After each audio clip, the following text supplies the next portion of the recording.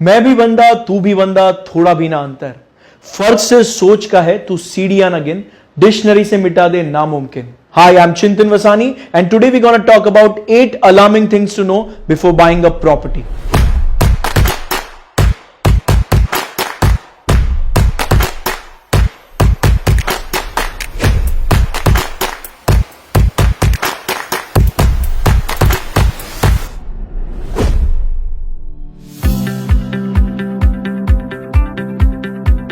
Why you buying a property? क्यों आप property क्यों खरीद रहे हो? सबसे important point to understand before buying a property is ask yourself why are you buying a property. क्या ये रेसिडेंशियल इन्वेस्टमेंट है या आपके खुद के रेसिडेंशियल यूज के लिए है? ये चीज को अंडरस्टैंड करना बहुत जरूरी है। अगर ये एक इन्वेस्टमेंट है तो हम लोग बहुत वीडियोस आगे बनाएंगे इन्वेस्टमेंट को कवर करने के लिए, but this particular video will focus on you buying a property for your residential use. The first and foremost thing to help you in taking this particular decision of buying a house is to make a checklist.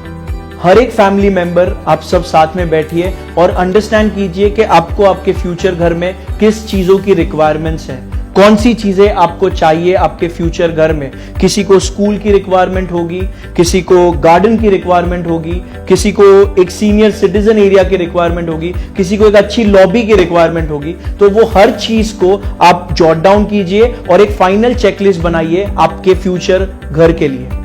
Second point two keep in mind is the project RERA approved, real estate regulation act RERA. Post 2018, the government has empowered all the consumer who are buying a property for residential use or for commercial use or any particular use. You are supposed to go on the RERA website and check whether the project is RERA approved. Real Estate Regulation Act RERA, it's a very vast subject. इसके बारे में ज्यादा जानने के लिए नीचे दिए description box में एक लिंक है जहां पे एक फ्री पीडीएफ है to know more about RERA. Please वो डाउनलोड कीजिए और कोई भी डिसीजन लेने के पहले उसको गो थ्रू करना जरूरी है। Point number 3, how well does the location suit your need. उस लोकेशन को अंडरस्टैंड करना आपके डिसीजन लेने के पहले बहुत ज्यादा जरूरी है। तो मेक श्योर कीजिए उस साइट को अलग अलग टाइम जोन में विजिट करो।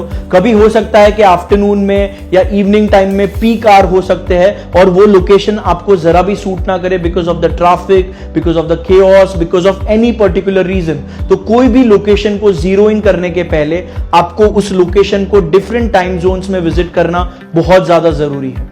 अगर आपको कोई प्रोजेक्ट पसंद आता है और वो लोकेलिटी में अगर आपके कोई फ्रेंड्स रहते हैं तो आप उनके घर को विजिट करिए, उनसे समझिए कि वो एरिया में अच्छे स्कूल्स कौन से हैं, मार्केट प्लेस कौन सा है, रेस्टोरेंट्स कौन से हैं, कौन सी कनेक्टिविटी विल सूट योर और योर फैमिलीज नीड। इस चीज को समझना बहुत ज्यादा जरूरी है।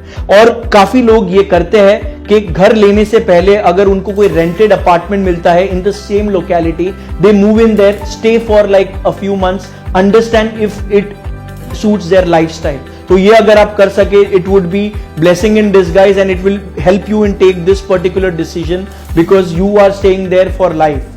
Point number 4, government charges. Once you are done with all your negotiations and the flat price or the price of the apartment is decided, that will attract stamp duty. There would be registration amount which you will have to pay. Every under construction flat you have to pay GST.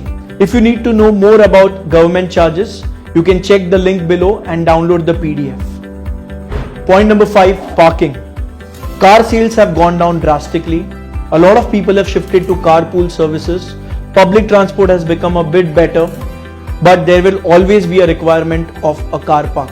So make sure every house you buy or every property you buy, you at least have one car park, which will make life easier for you, or it might be easier for you once you want to sell that particular property. So every house, one car park is a must. Point number 6, is this project approved by a bank? आप कभी कोई project visit करते हो तो sales team को आप पूछ सकते हो क्या इस प्रोजेक्ट का एपीएफ नंबर है। APF number is approved project financial number. Usually एक बैंक ये एपीएफ नंबर एक प्रोजेक्ट को तभी देता है जब उसने ऑलरेडी एक लीगल चेक किया हो इस पर्टिकुलर प्रोजेक्ट के बारे में। क्योंकि मल्टीपल फ्लैट्स होते हैं तो उनको बार बार डॉक्यूमेंट्स मांगने की जरूरत नहीं होती है और बैंक का लाइफ इजी करने के लिए एक एपीएफ नंबर इशू किया जाता है। So most of the good banks always issue an APF number to projects after doing the due diligence. So ask for an APF number to the sales team. कई लोगों के पास बहुत पैसा होता है, उनको हाउसिंग लोन लेने की जरूरत ही नहीं पड़ती. On a lighter note or on a serious note, I would suggest everyone to go take a housing loan whenever they are buying a residential properties. You can consult your chartered accountants.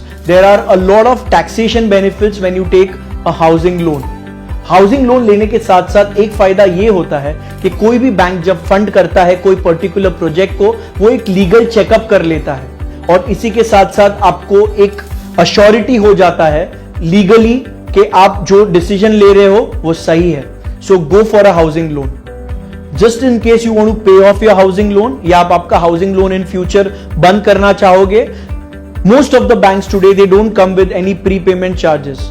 So make sure जब आप negotiate आपके price के लिए flat का negotiations कर रहे हो, वैसे ही आप आपके बैंकर्स के साथ इंटरेस्ट रेट का भी निगोशिएशंस कर सकते हो, प्रोसेसिंग फीस का निगोशिएशंस कर सकते हो. 0.1% भी अगर या 0.05% भी कम होता है, in the long run you save a lot of money. So take a housing loan, negotiate, go through all the documents before taking the housing loan, so you'll get to know whether they attract any of the charges which you have not foreseen. ये सब चीजों को मद्देनजर रखते हुए ये decision लेने में आपको बहुत हेल्पफुल होगा. Point number 7, payment plans. Most of the advertisements which you see would to get you on the site. Pay 5 lakhs, घर आपका. एक घर खरीदो, free Europe trip, free car. All this is important. All this might be something which will attract you, but make sure you have gone through each and every details and you have done your calculations to understand how much money are you paying to buy this particular house. If you ask me, the best payment plan would be a construction linked payment plan. ये payment plan ऐसा होता है जो RERA approved भी है. इसमें जितना काम साइट पे कंस्ट्रक्शन का हुआ है आप उतना पेमेंट भर रहे हो. सो सपोज आप बुकिंग पे 10% भरते हो, उसके बाद सेकेंड स्लैब, फोर्थ स्लैब, जब तक कि आपको पोजेशन मिलता है उसी के बीच आपका जो टोटल फ्लैट अमाउंट होता है उसका डिस्ट्रीब्यूशन होता है और आप उतना ही पैसा भरते हो जितना वहां पे कंस्ट्रक्शन हुआ है.